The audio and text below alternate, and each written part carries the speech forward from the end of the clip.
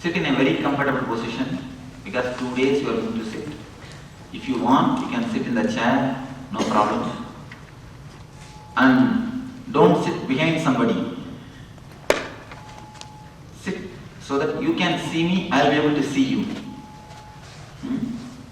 I teach more by body language than by verbal language. It will be easy for you to pick up through my expression than through my words. First thing, because I don't know much of the language. I know only a little bit. Of course, Radha will help me with words whenever I am in difficulty. Supply words. 1 or 2 persons who knows Tamil and English, you sit here in front. So whenever I ask for words, you supply.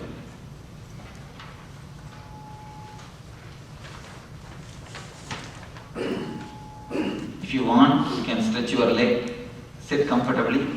Don't bother about formalities and procedures. You can stretch your leg. Only thing, don't sleep. For my sake, not for your sake. Just for my sake, don't sleep. Whenever you attend discourses or lectures related to medicine, medical field, medical discourses. See, for example, you go to a medical discourse. That professor says, if somebody has a small, mild pain in this chest region, it may be the symptom of heart problem. If somebody gets continuous pain in the knee, it may lead to arthritis. If you listen this type of few words, immediately you verify with yourself. Even though you know that you are healthy, young, perfectly alright, just for a moment you verify with yourself. You know the new discoveries, research, they say, in the medical schools, whenever a particular disease is dealt, all the students, they feel the symptoms of that disease. Have you heard of it? Have you heard of this phenomenon? Whenever, if the headache, the lessons are going on about the headache, all the students, they get the taste or glimpse of the symptoms because you contemplate on it. Whenever you attend the medical discourses, you verify, check with yourself, you refer, you just touch and feel. Am I having any pain? No. Am I having chest pain? No. At least mentally, you feel it. You verify with yourself. But when it comes to the spiritual things,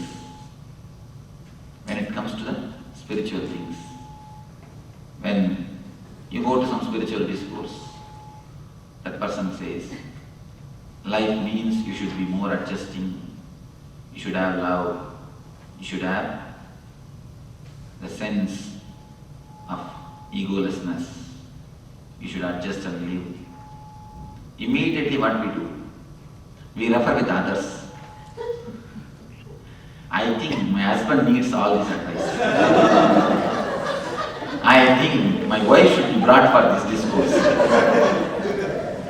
Tomorrow I should surely bring my mother-in-law. Tomorrow I should surely bring my wife.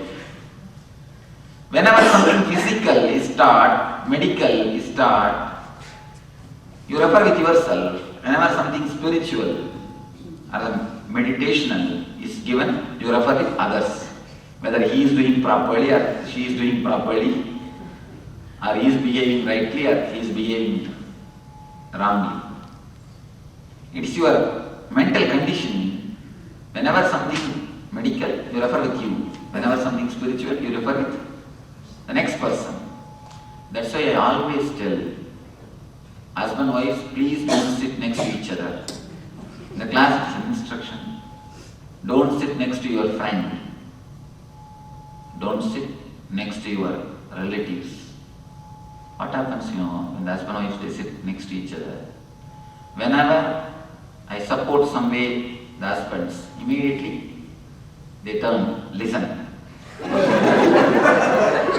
This is what I am telling you for years together. Will you listen?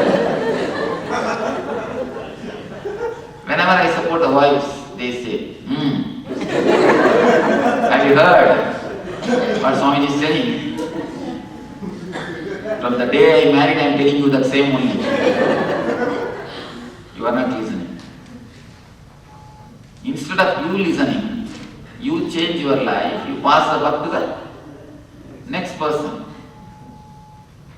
Everybody thinks I am speaking for the neighbor. Actually, everybody thinks this is not for me. I am not so bad. I am little bad, but not so worse. As Swamiji says, it is for, I think maybe for my friend. Once, Nasruddin's wife, she was in deathbed. She is about to die. Nasruddin was weeping and wailing. She shouted, "You fool, don't act.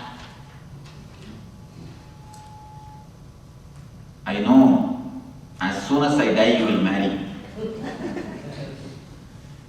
He said, "I agree that I am a fool, but not so fool to marry once more." So we always think, I am little fool, but not so much, as Swamiji says. I think it is for the next person. It's for the third person. And I have always seen, have you got your ribbon? That blindfold? Not yet. Please bring it. You will be asked to tie your eyes before the meditation. When I say, please close your eyes and tie the ribbons, I have always seen people just watching whether everybody else has tied up. Nobody ties the ribbon. They always see whether everybody else tied or not. And I have seen somebody complaining, Swamiji, he has not tied. How do you know he has not closed his eyes? Because you are not closed. We live only watching others. Most of the time, we live only watching others. What others are doing. Sometimes I have seen strange things. Of course, here it's a small group, 2,000 people attend. In Salem, once we did the meditation camp, but one day camp, 5,000, 6,000 people. Sometimes the mass meditations, 30,000 people.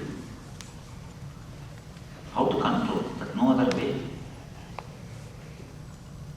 Nice, you are fortunate. You can have. Even ASP also in India, the 2 days camp also, hundreds of people attend. Here it's a small group, the interaction can be more. And not only that, we can be straight to the point. It's nice.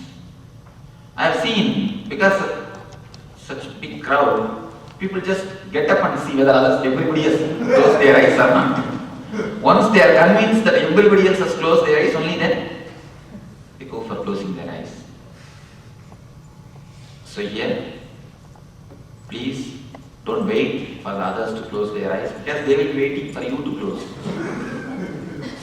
And who will close first? So whenever you are asked, just don't bother about the other. You start doing. And for this next 2 days, try your best to avoid thinking about the time, thinking about your routine, thinking about your day-to-day activity.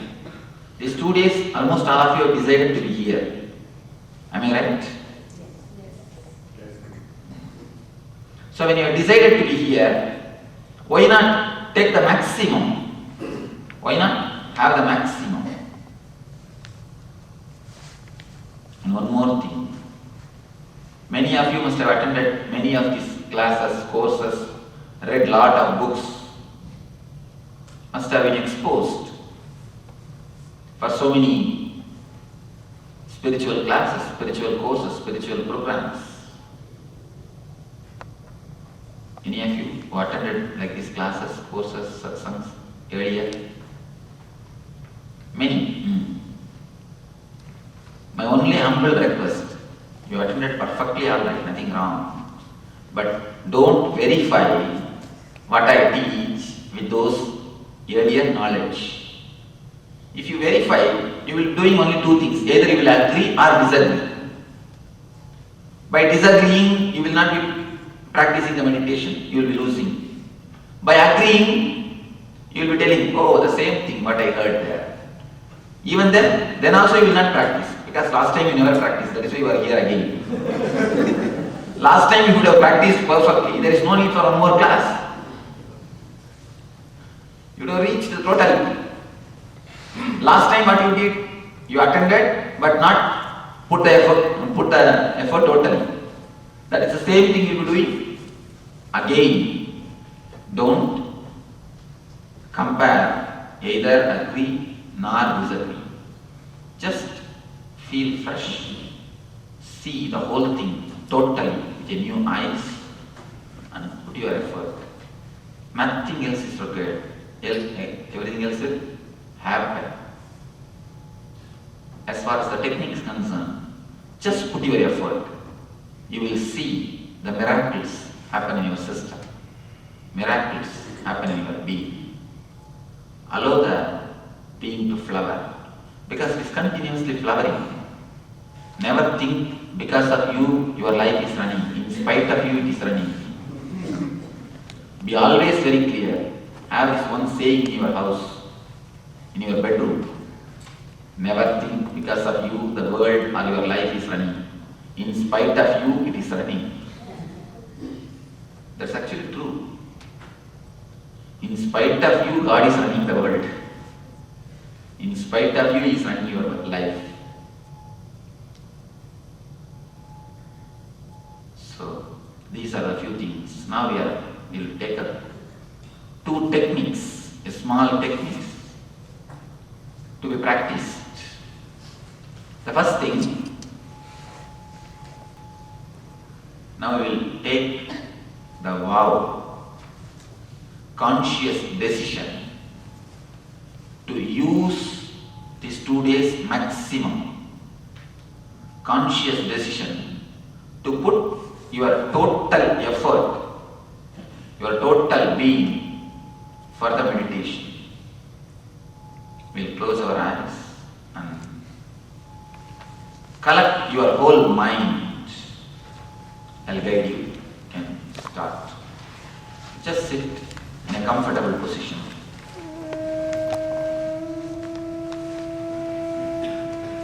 Close your eyes.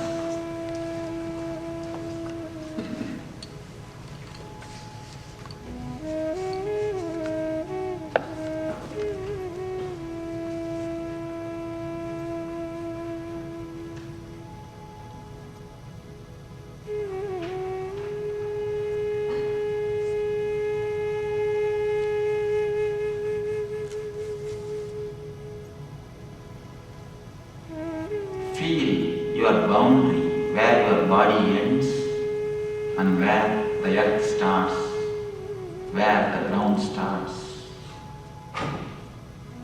Feel your boundary, where your body ends and where the space starts. Just bring your mind inside your body. Instead of moving around, just bring your mind to your body.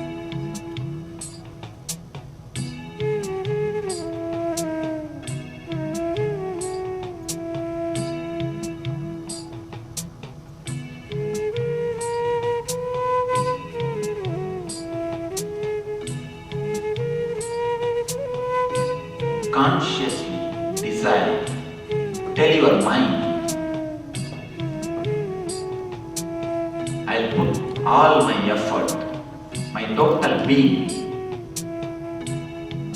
to understand and experiment and experience the meditation. Tell your mind very clearly, verbally,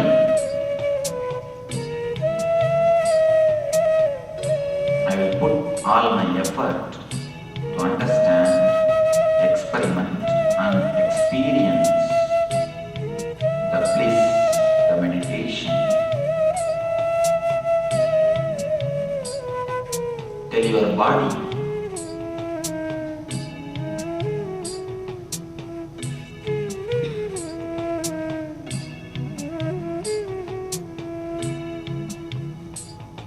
I'll put all my effort to do all the meditation techniques and experience the bliss.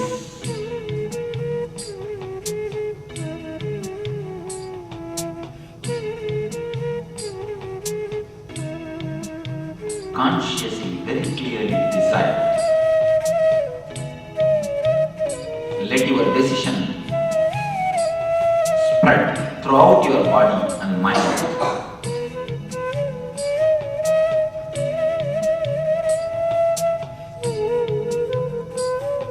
Let it be so strong, so alive, so vibrant that your body and mind is ready for meditation.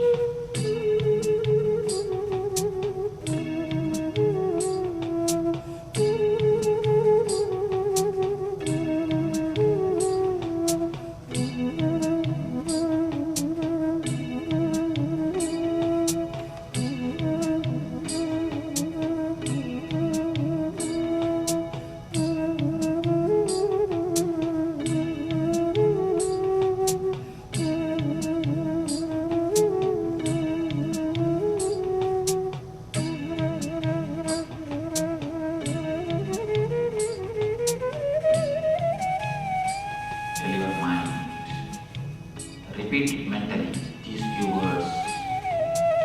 I will put all my effort to understand, experiment